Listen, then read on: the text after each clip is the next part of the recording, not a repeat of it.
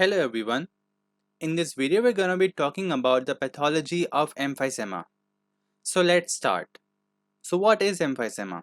It is the irreversible enlargement of the airways beyond terminal bronchioles. I will show you a few images and it will become clear.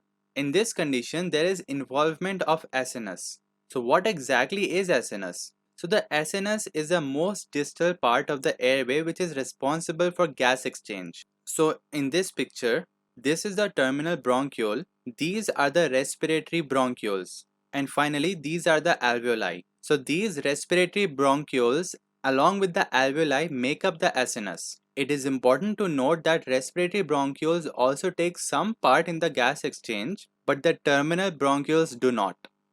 Now coming to the classification, there can be 4 types of emphysema that you need to remember. They are Sentry SNL, Pan SNL, Paraseptical, and Irregular. So let's see these one by one. Starting with the Sentry SNL type. This is the most common out of the 4 and it is associated with heavy smoking, very important to remember. In this, the central and proximal parts of the acini are affected.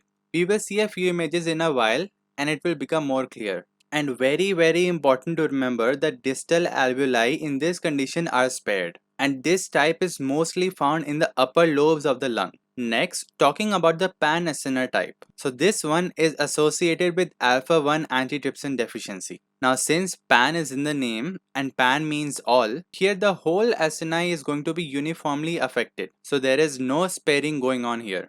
And this mostly occurs in the lower zones. Next, the paraseptal type. So this is also called as distal acinar emphysema because the distal part of the acini are mostly affected here. And a special point regarding this is that it may lead to spontaneous pneumothorax. So also important to remember. Lastly, talking about the irregular type. So as the name tells us, there is an irregular involvement of the acinus and it is associated with scarring. So now in this image, can you guess which type out of the 4 is this one? I'll give you a few seconds. So this is the Sentry SNR type. Here you can see that the distal alveoli are spared. Now can you guess this one? So this is the Pan SNR type. Now what is the pathology behind this condition? So during inspiration the patient actually has no problems, but during expiration there is early closure of the bronchioles. Due to this, all the air that will go in will not be able to come out. Imagine a person took a deep inspiration. Now he started to expire. Imagine halfway during expiration the airways get closed. So all the air will not be able to come out, right? This will lead to accumulation of air inside the lungs. So in these two pictures, on the left side you have the normal acinus, but on the right side you can see that there is a closure of the bronchioles, which is leading to the air getting trapped. And if this goes on and on, it will lead to the formation of large air pockets, which means that the small alveoli will join and form a big alveolus. So this condition is mainly seen in smokers and people who have alpha-1 antitrypsin deficiency. Now let's see what happens exactly in these people which leads to emphysema. So talking about the smokers first. So the person will inhale smoke which will lead to two things. There will be inflammation and release of inflammatory mediators like interleukin 8 and TNF, and there will also be release of oxidants which will cause oxidative stress. Now both of these will lead to, not so surprisingly, destruction of the alveolar walls. And this destruction will lead to the formation of a big alveolus, lead to reduced elasticity of the lung, and also reduce the total surface area.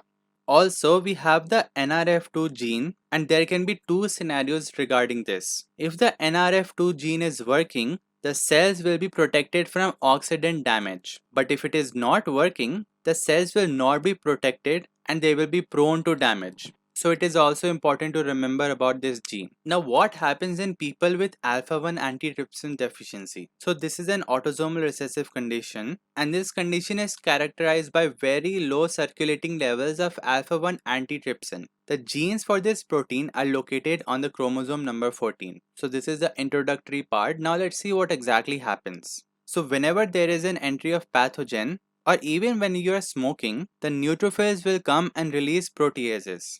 And the most important protease that you have to remember is elastase. So these proteases will cause destruction of elastic fibers, which are responsible for the recoiling ability of the lungs after inspiration. Now here is where the alpha-1 antitrypsin comes in. The alpha-1 antitrypsin will inhibit these proteases, thereby protecting the lungs from the harmful proteases. So now what will happen if there is deficiency of alpha-1 antitrypsin? The amount of proteases will increase because they will no longer be inhibited by alpha-1 antitrypsin. This will lead to an increased destruction of elastin fibers, and this will lead to emphysema. Now, out of the proteases that we were talking about, there are three that you have to remember. We have the neutrophil elastase, which is the most important one. We also have cathepsin G, and we have proteinase 3. For more information on alpha-1 antitrypsin deficiency, I've specifically made a video on this, so I recommend that you go and check that out. I will be leaving the link for that video in my bio. Now, what will be the morphology in this condition? So the lungs will be very voluminous, which means they will increase in size. On cut section, the alveoli will be very large too.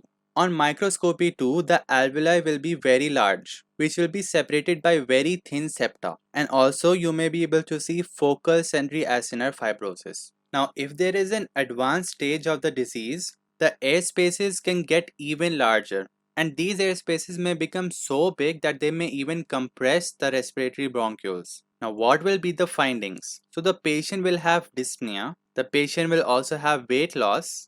And these patients are called pink puffers. This is because they take very short and fast breaths, and also their skin appears pinkish. So here we are comparing two patients. On the left side we have a normal person, but on the right side you can see that the shape of the chest of this person is like a cylinder or like a barrel. This is because the air gets trapped inside the lungs, and due to this the lungs become big. To accommodate these big lungs, the anteroposterior dimension of the chest increases. Hence it is called barrel chest. So comparing these two pics, you may be able to see some similarity between them. So coming to the last part of this video, what will you see on the X-ray of this patient? So this is an X-ray of a person with emphysema. You can see that there is flattening of diaphragm. This happens because the diaphragm, which is normally dome shaped and is highlighted in green in this picture, is pushed down because of the big lungs. So the diaphragm becomes flat, which is represented in the red color. So that's it for this video. If you have any doubts, so please leave them in the comments, or you can message me on Instagram anytime. I will be leaving the link for my Instagram in the description.